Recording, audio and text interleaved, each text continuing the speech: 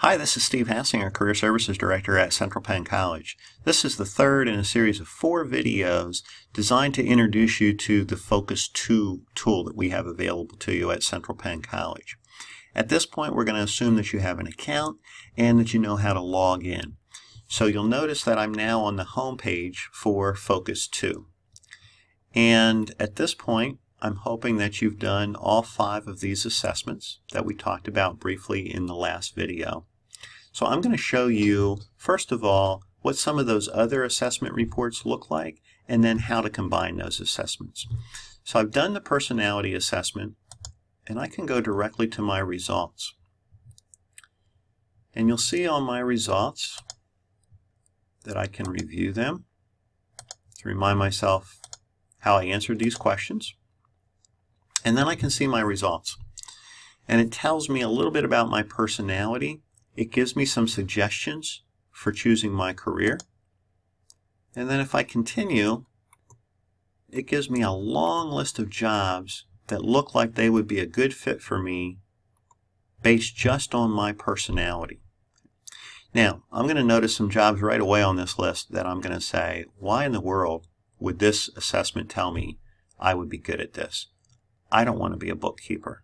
Okay? I am not good with accounting. Okay? Remember, this is just a personality assessment. So it's telling me that I have the type of personality that would be good for a bookkeeper. However, it doesn't match my work interest.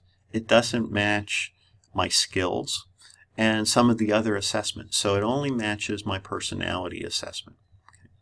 So that's why it's important to do all 5 of the assessments and to combine your results.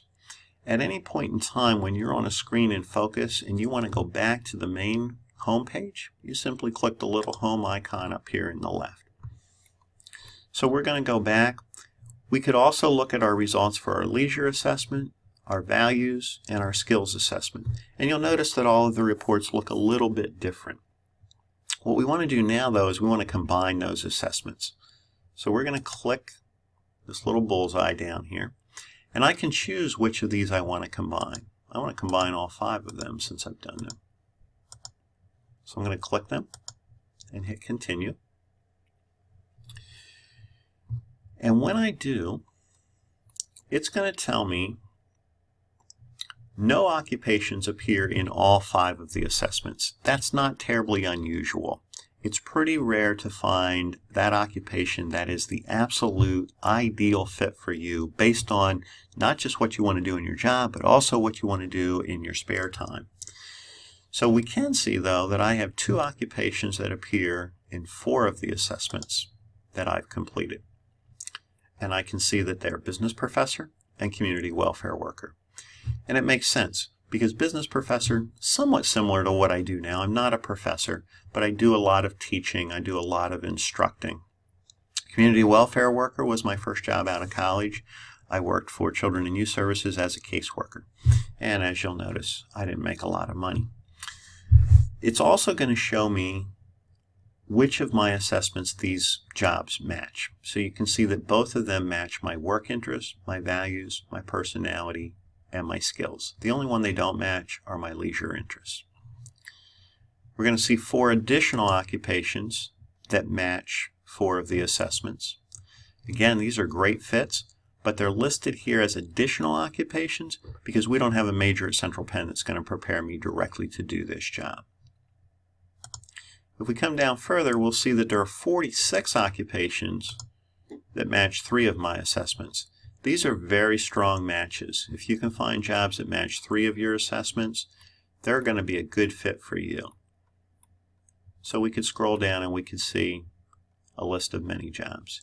Now, what I want to show you is that for any of these jobs, if you think you would be interested in them, you can click on that job directly and you can get an overview of the job.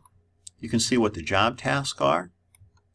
You can see your work interest profile versus the profile of somebody who would be working in this job. So if you're more of a visual learner and you want the visual comparison, you have that. You can see what kind of skills are important. So let's suppose that you know exactly what it is that you want to do, and you think, well, why do I need focus? Well, one reason could be to help you explore these jobs a little bit further and see what types of skills are important, so that when you go into an interview or you write your cover letter or your resume, you can make sure that you're addressing these skills.